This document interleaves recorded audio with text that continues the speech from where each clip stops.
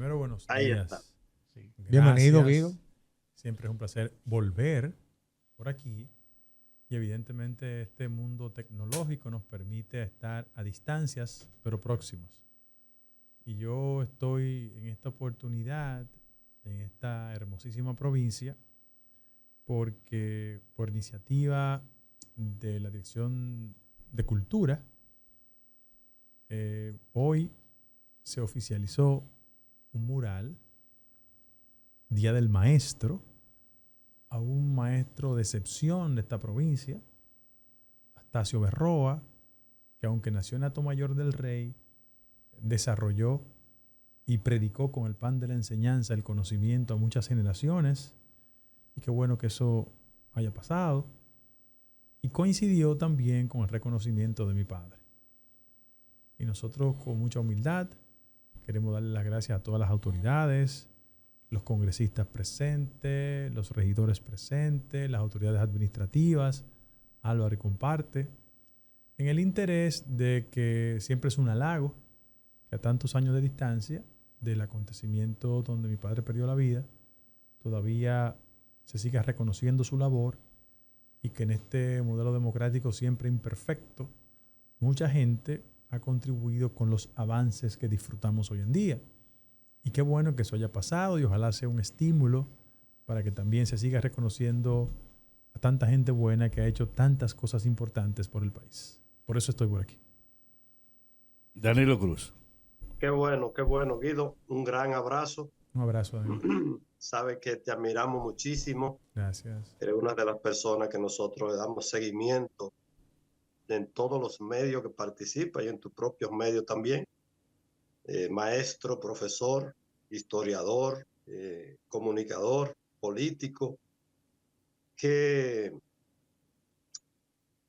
siente Guido el día de hoy cuando se reconoce tu papá? Tú sabes que cuando uno tiene el privilegio divino de tener un padre, que aunque por los factores sanguíneos fue mi procreador, también su hoja de vida constituyó a ser un referente. Y en lo estrictamente familiar, uno se siente satisfecho.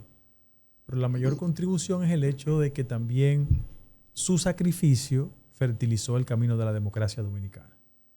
Y lo digo porque las nuevas generaciones han tenido el privilegio de no vivir en una época de tantas dificultades, perturbaciones, excesos, y que por el peso específico del sacrificio de muchísimos hombres y mujeres del país, sin importar la orientación ideológica que hayan defendido, hoy tenemos una democracia mucho más efectiva, donde los aspectos de la inequidad social y la desigualdad siguen lacerando la fe de los ciudadanos en la democracia. Sin embargo, ya hay excesos que antes eran la regla y hoy, gracias a Dios y al esfuerzo de muchos dominicanos, no es posible. Por eso yo me siento muy satisfecho, muy agradecido de que una persona de extracción humilde como mi padre, que viene desde del subsuelo social, porque nació en el marco de una pobreza, en un ingenio que se llama Consuelo, que pertenece a la provincia de San Pedro de Macorís, y que haya desarrollado en tan corta edad tantos acontecimientos importantes. Yo de verdad me siento muy satisfecho y creo que Santiago Rodríguez y sus instituciones, cuando le hacen esa distinción, a nosotros nos llena de satisfacción, pero también es un desafío para que las futuras generaciones entiendan que la vocación de servicio, el sacrificio, la entrega, son los factores que al final de la jornada sirven como materia prima para la distinción de cada uno de los ciudadanos y ciudadanas que actúa con bienestar y que actúa correctamente en el país. Bueno, Guido, la muerte de tu padre se debió a sus actividades revolucionarias para restablecer la democracia en nuestro país. Yo no sé si esta pregunta tú puedes contestárnosla, pero ¿él fue mandado a asesinar por la dictadura dominicana o por algún organismo internacional? No, mira, hay que ubicarse en el contexto de lo que era la Guerra Fría. Bueno, y la República Dominicana tuvo un impacto fundamental porque a partir del año 1959, con el ascenso al poder de Fidel Castro en Cuba, mediante el método revolucionario, el Departamento de Estado norteamericano hizo un esfuerzo para que en América Latina no se expandieran las teorías de Regis Debray y de Che Guevara. Y sobre esa base, el caso de la República Dominicana es un caso muy especial porque el país estuvo también intervenido, fue la segunda intervención en el siglo pasado, en el marco de un proceso que el punto de partida fue el derrocamiento de Juan Bosch, vino el Consejo de Estado, del Puerto Triunvirato, una guerra civil, y en ese contexto hubo una generación de hombres y mujeres que militaron en muchos partidos políticos y asumieron posturas revolucionarias. En esa dirección siento que el acontecimiento que marcó la vida de mi padre tuvo que ver con marzo de 1970, cuando un grupo de jóvenes revolucionarios secuestraron al coronel Donald J. Crowley, que era el agregado militar de la embajada norteamericana. Eso inició una etapa de negociación de presos que estaban en el sistema carcelario dominicano. Se fueron 21, salieron de República Dominicana a México, de México a Cuba. Mi padre después se fue a París y terminó en Bruselas. Es evidente que fue una acción que en términos de la ejecución tuvo que ver con la CIA, pero que en el orden local era evidente que ya la situación de mi padre, como esa generación, era insostenible para la administración del expresidente Balaguer, y fue una combinación de ambos elementos. Pero todos los que participaron en el secuestro de Crowley, salvo extrañas excepciones, murieron en condiciones similares a las de mi padre. Preguntas en cabina, luego regresamos con nosotros aquí con la pregunta de los dominicanos que estamos fuera. Adelante, Gabriel. ¿Cómo cataloga Guido Gómez Mazara el gobierno de el expresidente, bueno, ya fallecido Balaguer, ya que tú sufriste el hecho de perder a tu padre, diría yo, culpa de un gobierno sangriento que se vivió en la República Dominicana? Tú sabes que cada vez que me abordan de ese tema, yo trato de desconectarme de la condición de hijo de. Porque quiero hacer un aporte medianamente objetivo a lo que fue el proceso político dominicano. Y en esa dirección yo debo decir que una parte importante de la gente que nunca fue balaguerista y que lo combatió, pero también quienes fueron balagueristas no estudiaron el fenómeno de Balaguer. En esa dirección yo debo decir que las características del éxito político del doctor Joaquín Balaguer hay que colocar en el contexto de lo que era la Guerra Fría. Era evidente que en la República Dominicana, post-tiranía de Trujillo, el Partido Reformista se constituyó en el receptor por excelencia de esos grupos neotrujillistas.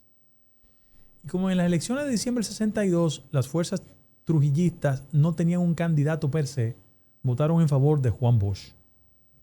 Porque el otro candidato que le competía era Viriato Fiallo, que era un candidato que había dicho que iba a utilizar los 7 látigos contra los trujillistas. Sí. Y si bien es cierto, se ganaron esas elecciones a favor del PRD, es innegable que todo ese proceso de Consejo de Estado, golpe de Estado, triunvirato y guerra provocó que en el año 1966 Balaguer llegara a la presidencia de la República mediante una competencia contra Juan Bosch. Juan Bosch casi no hizo campaña. Y el candidato que le acompañó se llamó Augusto Lora.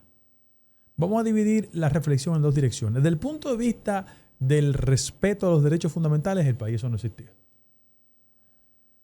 Sin lugar a dudas, hay una recopilación de excesos en materia de asesinatos, persecución y exilio que es materia de la historia.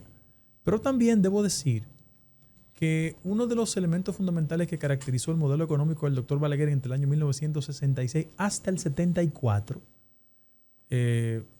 excluye el 78 porque hay un fenómeno internacional que sí impactó en el tránsito 74-78, sí, tuvo que ver con las políticas de incentivo y desarrollo industrial.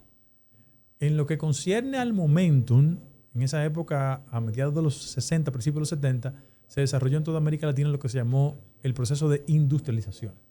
Y aunque nosotros fuera del aire estábamos hablando de un tema que se conecta con el que voy a plantear, y es que Balaguer, en su modelo económico, recibió las políticas de incentivo. Todo lo que se conoce como exenciones fiscales inicialmente comenzó con el desarrollo del sector de zona franca y de otras empresas. Por ejemplo, cuando usted va a la capital y ve Herrera, Herrera se desarrolló por la ley 299 sobre incentivo industrial. Entonces, los primeros años del doctor Balaguer se generó en el país un proceso de crecimiento económico. Hubo un desarrollo de la industria azucarera, y esa industria azucarera se desarrolló porque la cuota de azúcar benefició a países como los nuestros. Recuerda que Cuba ya pasó de la gracia de la administración norteamericana y esa cuota azucarera se distribuyó en otros países. República Dominicana tuvo el amparo. El modelo económico dominicano en ese tiempo dependía fundamentalmente de la industria azucarera. Después se desarrolló la bauxita, porque en la República Dominicana llegaron empresas como Rosario Dominicana, que tuvo un impacto en su momento en el país. Falcon Bridge también tuvo un impacto en el país. Pero en el año 1973, a finales, hubo un acontecimiento que se llamó la crisis de Yom Kippur. Esa crisis se dio porque Israel entró en conflicto y los países de la OPEP se dieron cuenta del poder que tenía el petróleo y comenzó el primer proceso donde se dispararon los precios internacionales. Y ya Balaguer, en el tramo 74-78, la economía dominicana decreció de 12.5 a 5.7.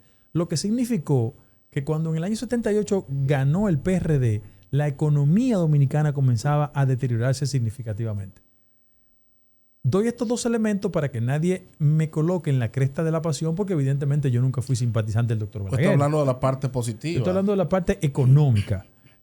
Ahora, cuando yo hago un balance entre los aspectos económicos y los aspectos de derechos humanos, evidentemente yo nunca voy a aplaudir la economía por encima de valores fundamentales. Y en este caso, por eso yo nunca milité en el Partido Reformista ni aplaudí la gestión del doctor Balaguer, porque en términos de costo, sangre, exilio y persecución, eso no se justifica. Doctor Mazara, bueno, nadie es un secreto de que dicen que la justicia es imparcial y que la Procuraduría General de la República es totalmente independiente, otros no lo creen, pero realmente cuando se habla de corrupción es un tema bastante espinoso, donde hay ideas encontradas. Pero generalmente, ¿qué opina el doctor Mazara sobre, hay una Procuraduría independiente, podría haberla en el futuro, o eso es simplemente un mito?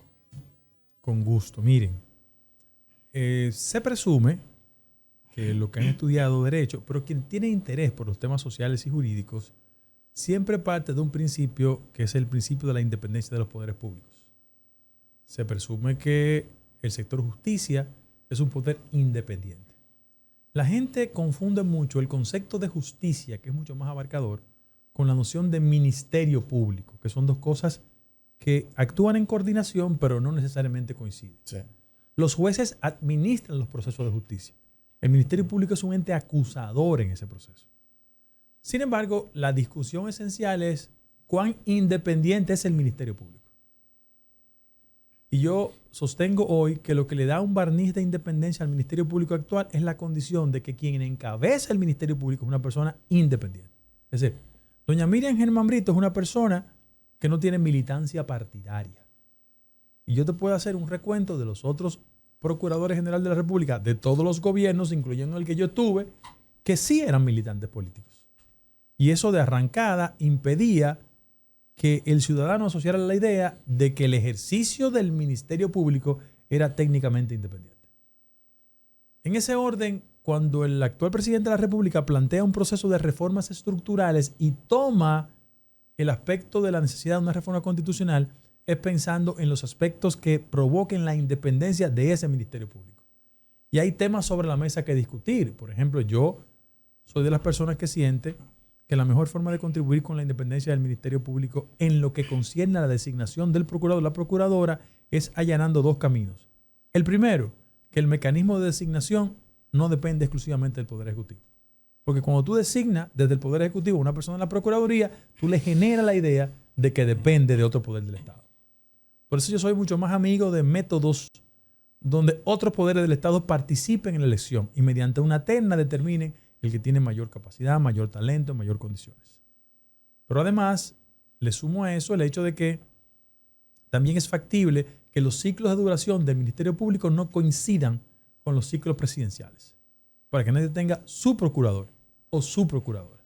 Creo que eso es un esfuerzo que se está haciendo y en los próximos días el Poder Ejecutivo va a introducir una iniciativa, que es una facultad constitucional tendente a impulsar el tema de la independencia del Ministerio Público. Si tú me preguntas a mí si es químicamente independiente, yo te digo que lo que es químicamente independiente es la procuradora. Que hay otros aspectos que están pendientes, porque una periodista sumamente importante, aunque es del Seibo, se ha desarrollado mucho en la capital, ha dicho e hizo una investigación que el pasado proceso de elección durante la gestión de Jean Alain Rodríguez, los mecanismos de designación del cuerpo de fiscales no fue del todo transparente. Hablo de Didi Febles, que es una periodista muy importante. Pero yo creo que hay que seguir empujando el tema de la independencia del Ministerio Público.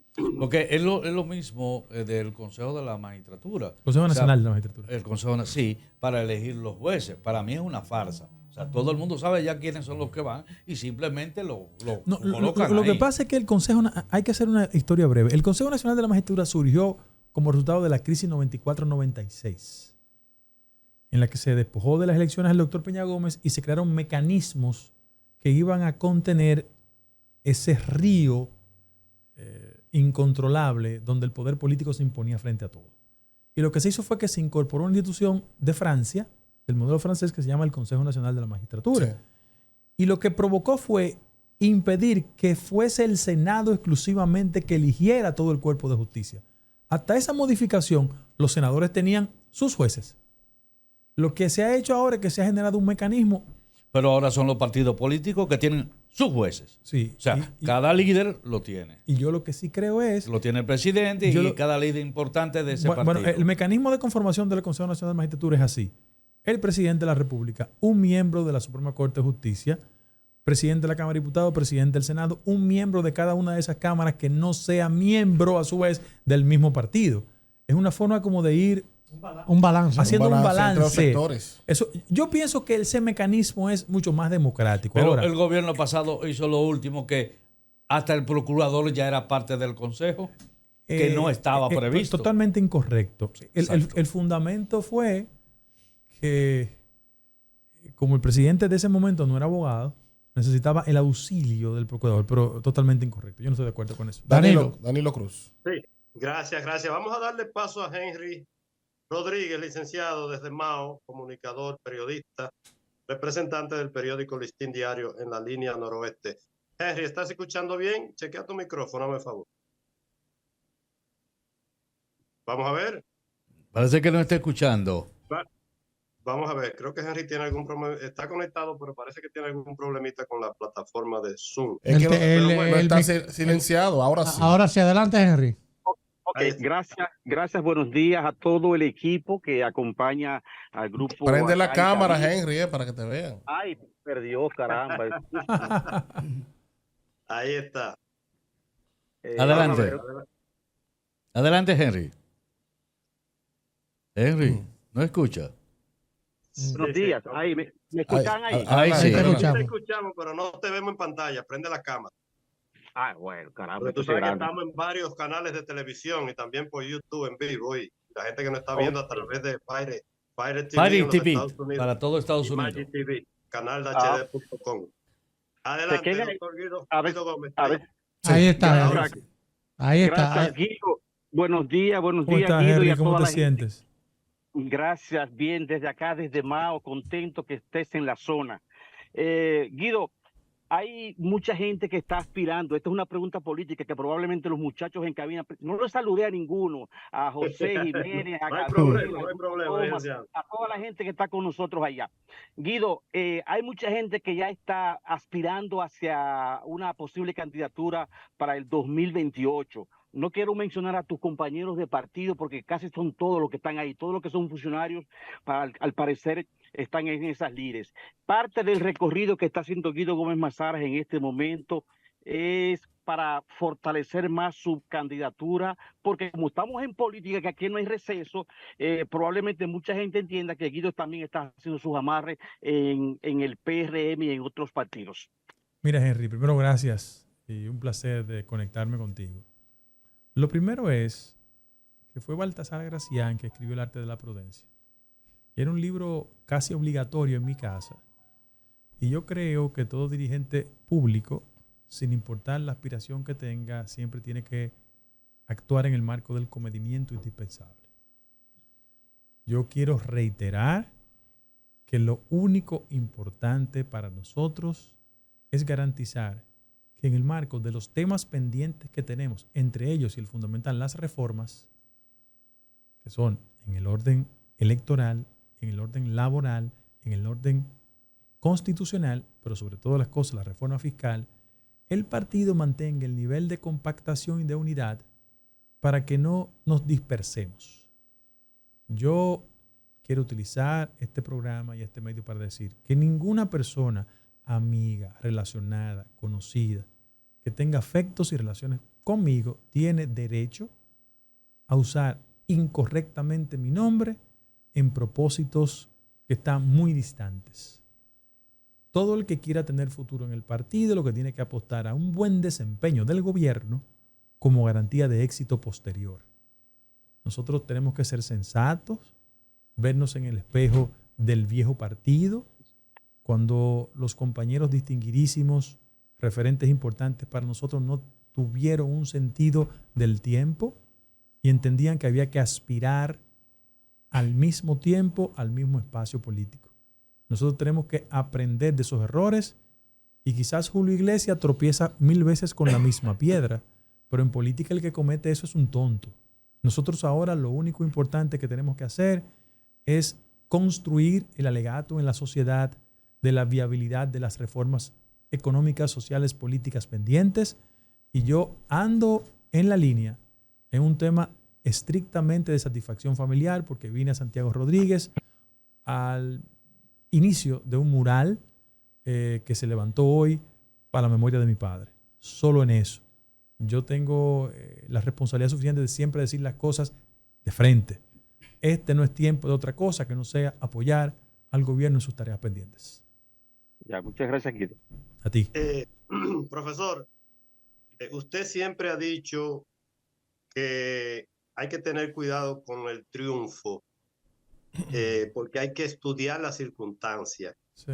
Que muchas veces usted gana porque el otro no supo competir, y usted lo ha expresado en muchos programas. Usted siempre ha sido prudente con el triunfo. Cuidadito con sentirnos que ganamos porque el pueblo está a favor. Muchas veces es porque la oposición no supo hacer el trabajo. Usted tiene todas las herramientas para dirigir el país. Usted vivió el PRD de Salvador Jorge Blanco. Era muy niño. Exacto, pero usted lo ha estudiado. Claro, usted lo conoce. Claro que sí. Y estuvo de cerca. Usted vivió el primer gobierno de Leonel Fernández, vivió el gobierno de Hipólito Mejía, usted fue parte del gobierno. Ahí sí. Usted vivió la crisis bancaria más grande que se ha dado en la región, con la caída del sistema bancario en nuestro país. Usted vivió los gobiernos del PLD y ahora usted entra por primera vez con un gobierno que logra una reelección que el PRD no la había logrado. Tiene un segundo periodo. ¿Qué usted cree que después que se le prometió a este país el cambio de muchísimas cosas, ya llevamos 4 años, qué usted cree que tiene que hacer este gobierno para garantizar que el PRM pueda tener un tercer periodo con algunos de los actores que estén dentro del partido? ¿Qué usted cree que tiene que hacer el PRM y el gobierno de Luis Abinader? Mire, con gusto. Usted hace un balance de lo que ha sido la vida democrática de los últimos 30 o 40 años. Yo debo decir que yo el próximo 25 de julio, jueves, voy a publicar el primer tomo de un libro que lo trabajé hace 5 años que se llama La Transición Electoral en la República Dominicana, 1966-1996. Desde la victoria de Balaguer, el 1 de julio del 66, hasta el triunfo de Leonel Fernández. Y qué bueno que usted me plantea eso, porque la generación nuestra tiene que desarrollar un mayor nivel de conciencia de las pifias, errores y equivocaciones de las generaciones tradicionales. Yo voy desde el tema de no calcar esos errores hasta las urgencias de carácter económico. Y ojalá me permitan desarrollarme un poquito porque él me introdujo muchos temas a la vez. El tema de la política. Mire, como la política en la República Dominicana y en el continente también no tiene componentes ideológicos, nosotros en el partido debemos actuar con el cuidado suficiente para que el éxito electoral no nos asumamos con el nivel de arrogancia, altanería y prepotencia que crispó a muchos sectores que en algún momento votaron en favor del PLD y que se llenaron de insatisfacción porque la conducta política de los amigos del PLD no llenó sus expectativas. Se hicieron altaneros, prepotentes, corruptos, y entendían que la fuerza del dinero se imponía sobre todas las cosas. Y los pueblos siempre son mucho más inteligentes que sus élites. Y esperó el momento indicado y le dio la lección.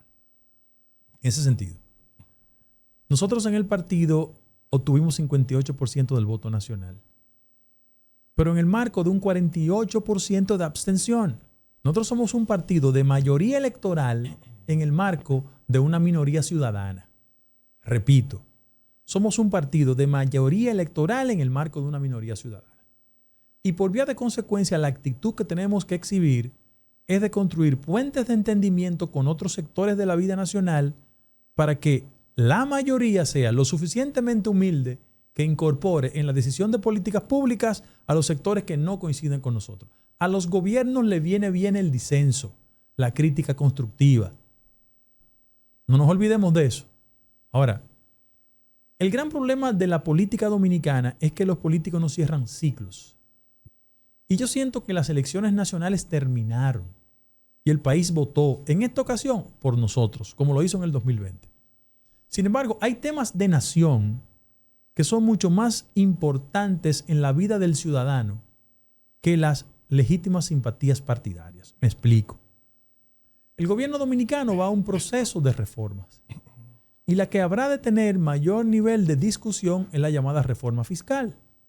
Y yo quiero explicar de manera escueta las características de esa reforma. Miren, en los últimos 15 años el modelo económico dominicano ha tenido la tragedia suficiente de que el gasto público alcanza el 19% del Producto Interno Bruto, pero los ingresos nacionales solo llegan al 15% del Producto Interno Bruto.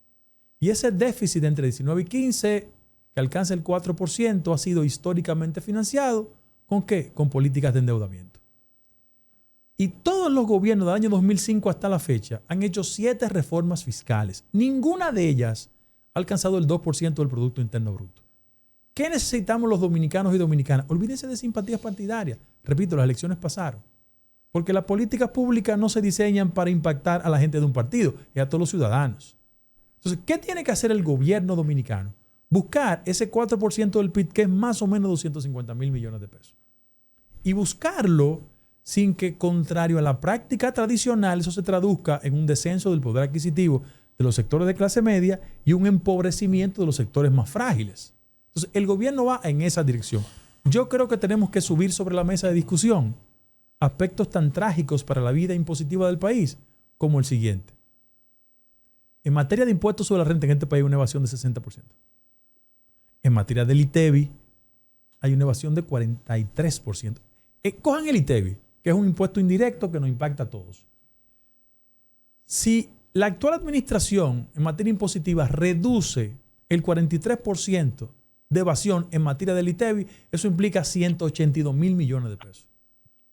Si nosotros somos capaces de repensar exenciones fiscales en áreas determinadas, y si también actuamos con responsabilidad respecto a un tema nodal, que es el tema eléctrico, para que ustedes tengan una idea, el año pasado, el gobierno dominicano transfirió 1.500 millones de dólares al sector eléctrico. Eso es 1.7 del PIB. Entonces, la economía dominicana siempre ha estado sometida a retazos, a empañetes.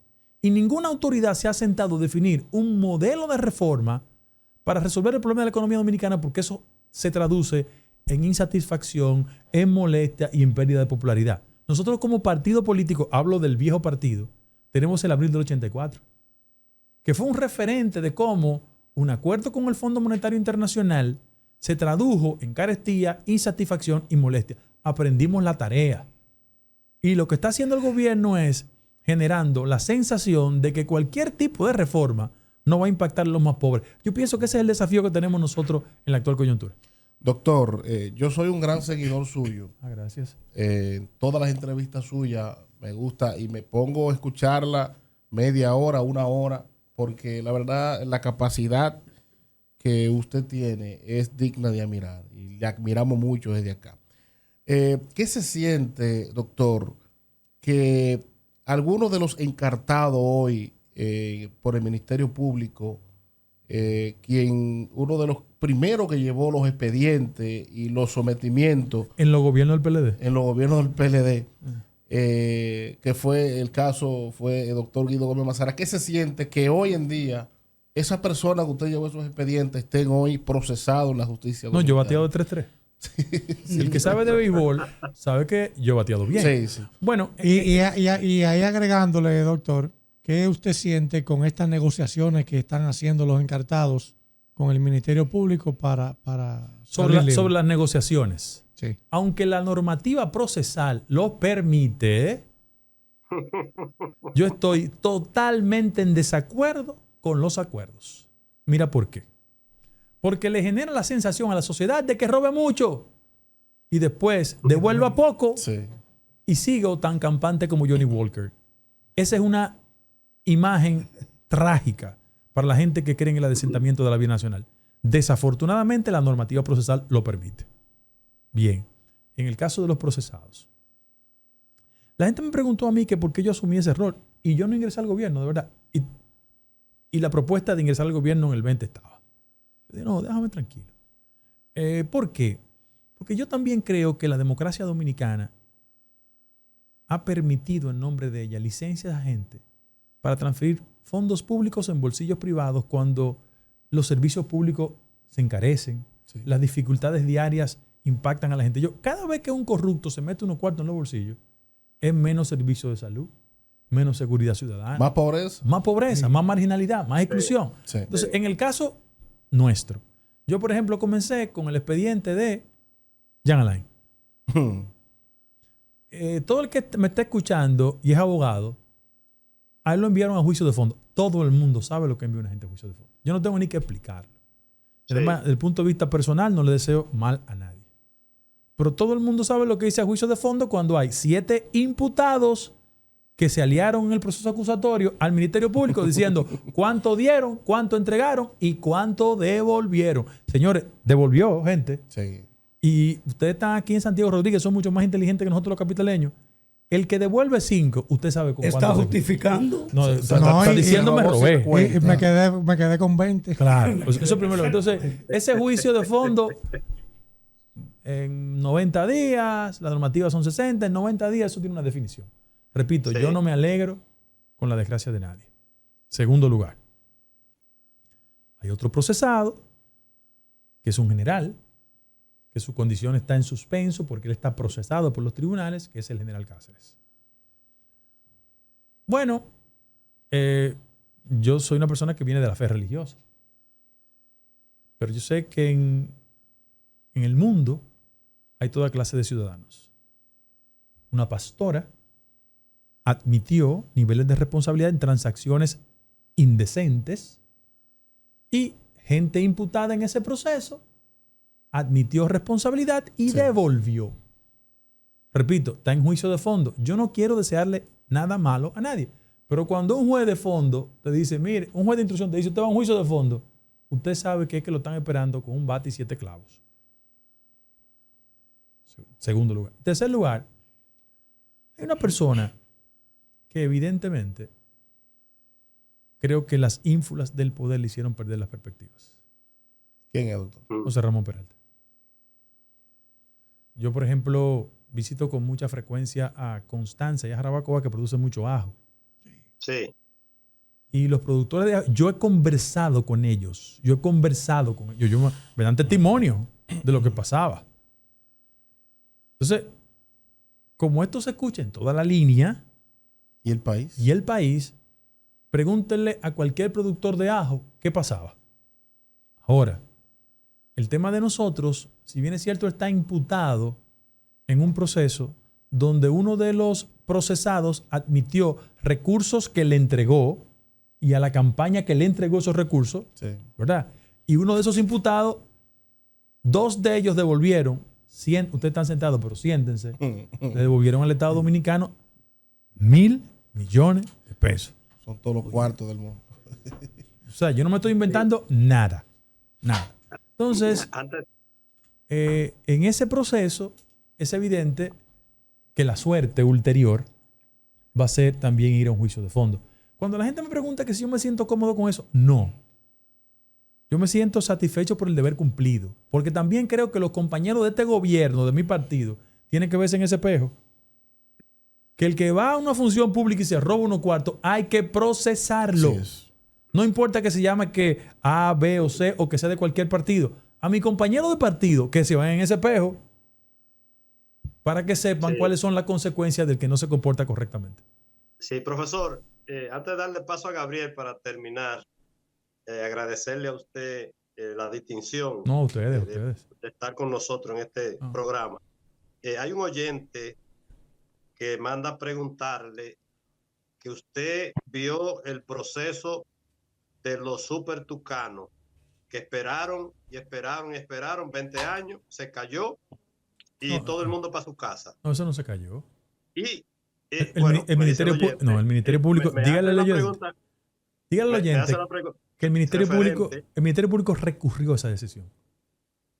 Ok, pero lo que él quiere señalar es que ahora con el nuevo código que están sometiendo en el Congreso, los actos de corrupción van a perimir en 20 años. Que si usted ha tenido tiempo de estudiar Sí, el Código Penal. Conozco el código perfectamente. Y lamento que por el tema de las 3 causales se haya retardado tanto la aprobación del código. Pero en el caso específico de la persona que le escribió, dígale que el Ministerio Público recurrió a esa decisión. Mira lo que pasa. La normativa procesal es una normativa garantista. Yo no estoy de acuerdo con que alguna gente esté fuera. Pero la normativa le permite esa opción al juez. Yo lo que lamento es que el 58% de presos preventivos en este país, que son los jodidos y los pobres, nadie escribe un editorial y nadie lo defiende. Pero yo creo en un sistema garantista, que cuando te conozca ya el fondo, ahí sí. Porque las cárceles dominicanas, bueno, esos son cementerios de hombres vivos. Yo vengo de una tradición familiar que supe desde niño lo que ir a la cárcel. Y son escuelas negativas. Claro, entonces la intención de una sanción es devolver al ciudadano reinsertado. Pero va al sistema carcelario y se hace un doctorado en delincuencia. Entonces no es verdad que yo me siento alegre por eso. Lo que sí creo es que la justicia tiene que ser justa con los pobres y con los otros. Bueno, Gabriel, excelente participación del doctor Guido Mazara. Doctor, nosotros le agradecemos como siempre que usted nos tome en consideración para venir a estos medios. Es un placer tenerle. Y para despedir me gustaría hacerlo de una forma, usted que es un hombre de política, del partido, si usted, vamos a imaginarnos que usted tuviera al presidente Luis Abinader de frente. No, siempre nos vemos. Sí, pero vamos a poner lo que fuera en este momento. Y están tratando... Sin el traje de político. Sí, no. Y estamos tratando porque hemos visto que este tema de la reforma pone mucha presión sobre el presidente. Claro, ¿Qué consejo usted le daría de amigo al presidente para decirle, presidente, sabemos que viene la reforma? ¿Qué consejo usted le daría para manejar este tema y despedir? Tú sabes que tú eres primo de él, esa respuesta tú se la vas a llegar. No, pero no, lo está viendo el programa. Pero yo te quiero decir 2 cosas. Primero, que la reforma fiscal pendiente es una reforma que no va a afectar ni a la clase media ni a los pobres. Pero así de amigo, que usted viendo al presidente preocupado con todo este peso, ¿qué usted le diría al presidente de frente sentado en su casa, para poner un ejemplo? Que yo creo que él tiene que tener la suficiente conciencia, como la tiene, de que el sacrificio en términos de popularidad va a ser correcta. Porque al final de la jornada la sociedad dominicana lo va a agradecer. Este es un país que no puede seguir de parches en parches. Este es un país que tiene que asumir un modelo económico donde los ciudadanos sientan que cuando la economía dominicana crece, ellos mejoran sustancialmente el nivel de vida. Y ese es el esfuerzo que tiene la reforma pendiente. Falta preguntarle, doctor, ¿para dónde va? Espérate, que aquí están pidiendo que él dé la valoración de 3 políticos y me mandaron los nombres. Cuidado. Leonel Osmar Fernández. ¿Qué usted piensa de él? ¿Tengo que decirlo, esperar los 3 o respondo de una vez? Dale los 3 nombres. Dice Leonel Osmar Fernández, dice Ariel, ¿cómo se llama el hijo de Felucho? Juan Ariel Jiménez. Me pusieron Ariel Jiménez. Es Juan Ariel Jiménez y el mismo doctor Leonel Fernández, su opinión sobre esos políticos dominicanos. Bueno, el doctor es muy sincero, ¿eh? No. Yo no tengo problema. Además, Yo nunca he creído que la discrepancia partidaria es un escenario para enemistades personales. Eso es un criterio del siglo XVIII, XIX. La gente tiene que ser amiga. En primer lugar, yo pienso que el doctor Leonel Fernández Reina fue un político dominicano que presidió el país en el marco de una transición importante, gobernó por 3 periodos consecutivos y son los dominicanos y dominicanas que han decidido el criterio que tienen, cuando le han votado en favor y cuando no le han votado en favor. Pero yo también pienso que la lucha política tiene que caracterizarse por los elementos distintivos. Yo tengo aspectos coincidentes y discrepantes. Son más los discrepantes que coincidentes. Pero en ese sentido, yo, desde el punto de vista de lo más profundo de mi corazón, le deseo la mejor de las suertes en su partido, su fuerza del pueblo. 1. 2. Juan Ariel Jiménez es pana full mío en llave. Debe ser una de las cabezas económicas mejor amuebladas que tiene el país. Y ojalá todos los jóvenes de todos los partidos políticos hagan las escaleras que él ha hecho. Se preparó, se bien formó y tiene las credenciales suficientes para desempeñar un buen cargo. Fue ministro de Economía y qué bueno que eso pasó. En el caso específico de Omar y yo somos amigos. Nos vimos hace 2 días en un lugar. Siempre conversamos. Yo creo que él está inaugurando su carrera política. Lo ha hecho con éxito como diputado. Ahora conquistó la plaza de la capital frente a un competidor como Guillermo Moreno. Y de verdad, ningún político con sensatez quiere que un competidor o miembro de otro partido le vaya mal. Yo nunca haría contra una persona de otro partido las cosas que pretendieron hacer conmigo. Yo le deseo la mejor de la suerte, que lo haga bien y que al final de la jornada lo que importa es el país. El equipo que acompaña al doctor Guido Gómez Mazara, ahí está el licenciado Fernando Lima, es precandidato a senador. Y amigo mío. Claro que sí. Álvaro Camaño, director de Cultura. Hermano mío. Álvaro Camaño. Varios amigos aquí en cabina, pero hay una pregunta muy importante para despedir, diría yo. Sí, Diori tiene la pregunta. Ajá. Para despedir. Si no digo esto, me se va. oficio. Mire, doctor, yo tuve varias oportunidades de participar en actividades con el doctor José Francisco Peña Gómez, donde usted estaba presente. ¿Cree usted que el ideario del doctor Peña Gómez aún persiste en la democracia actual? Claro que sí. Y si hay un resquicio de negarlo, tenemos que reavivarlo, reivindicarlo y defenderlo. El doctor Peña Gómez es el referente político de mayor éxito en el siglo, porque demostró que por la fuerza del talento y sus virtudes era capaz de mantener el reconocimiento de los ciudadanos. Fíjense que aunque por desgracia no llegó a la presidencia de la República porque se la robaron, todavía ahora la gente le sigue respetando y le sigue considerando. Doctor, la gente le pregunta que para dónde usted va en el ¿para gobierno? qué ministerio va? No, yo voy ahora mismo para la capital. Me voy a juntar con unos compañeros. Miren lo que pasa con el tema de los puestos públicos. Yo le digo a la gente que a mí la fiebre por un puesto público me pasó hace 25 años. De verdad. Lo que sí yo creo es que al final de la jornada hay que hacer un esfuerzo para que el mérito sea la garantía de participar en la administración pública. Este es un gobierno que tiene temas pendientes. Pero la única forma de yo contribuir con el gobierno y con el país no es en un puesto público. O sea, yo no soy presupuestófago, esa es una frase que yo uso mucho. Aquí hay gente que vive del presupuesto nacional, no es mi caso. Yo vivo de la actividad privada, de un ejercicio decente. Tengo la misma esposa hace 30 años. Tengo 2 hijas. Usted es un hombre estable, doctor. Tengo la misma esposa. De verdad. Yo le digo a la esposa mía, que la conocí estudiando hace muchos años, mi esposa no es dominicana, le digo que yo no me divorcio ya, ni que ella quiera. Eso es alta fidelidad. No, y tengo 2 hijas. Bueno, mi hijo mayor murió. Tengo 2 hijas. Y yo pienso que lo importante en un ser humano es que cuando cierre los ojos y Dios disponga de uno tenga la satisfacción del deber cumplido. Sí. Un abrazo, doctor. El doctor. menú de hoy, porque usted está en la línea. ¿Cuál es el menú para la comida? Álvaro, el menú ¿Tú crees chivo?